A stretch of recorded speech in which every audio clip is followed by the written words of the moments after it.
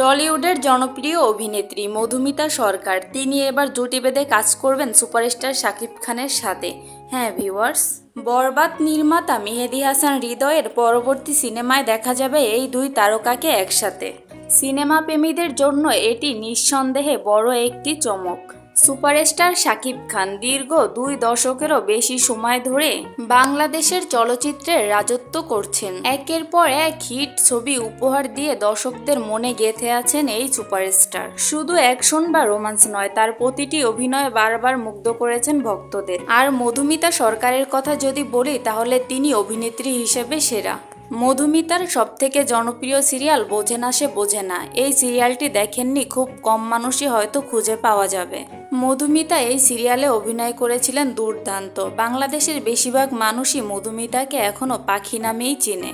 বোঝে না সে বোঝে না ছাড়াও তিনি চিনি ও ফুলকি সিনেমা দিয়ে ইতিমধ্যে টলিউডে নিজের জায়গা করে নিয়েছেন। পর্দায় তার সাবলীল অভিনয় ও আত্মবিশ্বাসী উপস্থিতি তাকে তরুণ প্রজন্মের প্রিয় অভিনেত্রী করে তুলেছেন। দুই ইন্ডাস্ট্রির দুই বড় তারকাকে এখন একসাথে বড় পর্দায় দেখার আকাঙ্ক্ষা এখন তুঙ্গে। ভক্তরা অধীর আগ্রহে অপেক্ষা করছেন কবে তাদেরকে বড় পর্দায় একসাথে দেখা যাবে। তো ভিউয়ার্স, শাকিব খান ও মধুমিতা সরকার একসাথে জুটি বেঁধে কাজ করবে, এটা শুনে আপনার মতামত কি অবশ্যই কমেন্টে জানাতে পারেন। আর ঢালিউড পাড়ার সকল আপডেট সবার আগে পেতে সাবস্ক্রাইব করে রাখতে পারেন আমাদের এই ইউটিউব চ্যানেলটি।